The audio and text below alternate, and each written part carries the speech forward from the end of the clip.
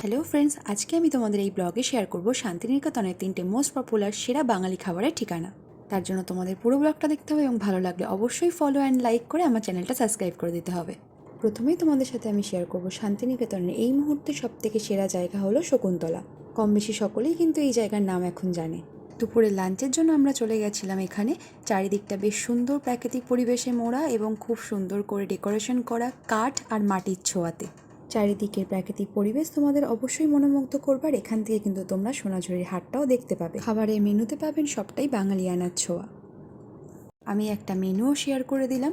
খাবারের মধ্যে তোমরা একটাই থালি পাবে, সেটা হলো নিরামিষ থালি। বাদবাকি যে কোনো আইটেম তোমরা তোমাদের পছন্দ মতো অর্ডার করে নিতে পারবে। ওদের তরফ থেকে থাকবে কমপ্লিমেন্টারি জলের বোতল।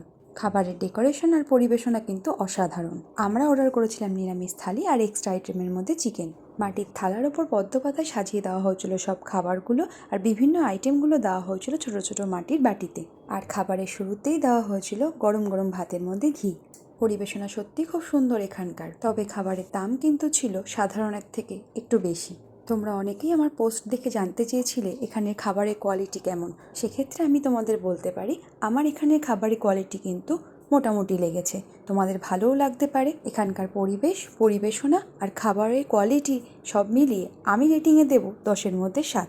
এরপর আমি তোমাদের সাথে শেয়ার করব আরও এক পপুলার জায়গা, সেটা হলো বরিশালের রান্নাঘর। এটা কিন্তু শান্তিনিকেতন থেকে বেরিয়ে বেশ কিছুটা দূরে বীরভূমের ইলামবাজার এরিয়ার মধ্যে পড়ে।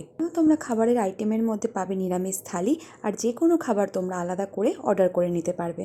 খাবারের আইটেমের একটা চার্ট আমি তোমাদেরকে শেয়ার করে দিলাম। এখানে কিন্তু দেশি ঘি তৈরি হয়, তোমরা চাইলে সেটা কিলো হিসেবেও কিনতে পারো।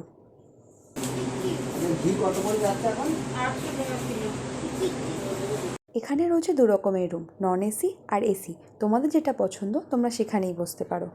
এখানেও কিন্তু থাকছে কমপ্লিমেন্টারি জলের বোতল। শালপাতার উপরে ভাত এবং অন্যান্য আইটেমগুলো সুন্দর করে সাজিয়ে দেওয়া হয়েছে। এখানেও কিন্তু গরম গরম ভাতে প্রথম পাতে রয়েছে ঘি। নিরামিষ থালির অন্যান্য আইটেমের মধ্যে ছিল শুক্তো, ডাল আর ধোকার ডালনা। আমরা আলাদা আইটেমের মধ্যে নিয়েছিলাম চিকেন, কাতলা মাছের কালিয়া আর কুচো চিংড়ির ঝাল। বরিশালের রান্নাঘরের কোয়ালিটি কিন্তু বেশ ভালো, তবে এর আগেও আমি এখানে গেছি, সেবারের তুলনায় এবারে যেন কোয়ালিটিটা একটু লো লাগলো আমার কাছে। তাই রেটিং থাকলো 10-এর মধ্যে 8।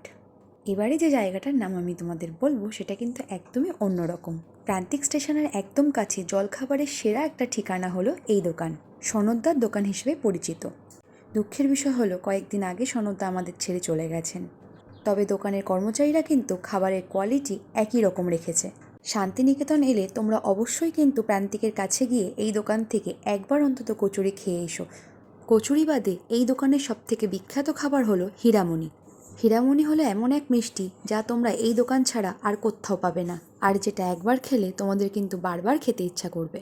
তাই আমার কাছে রেটিং কিন্তু 10-এ 10।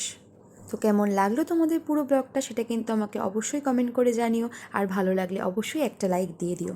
চ্যানেলটা সাবস্ক্রাইব করে পেজটা ফলো করে দিও।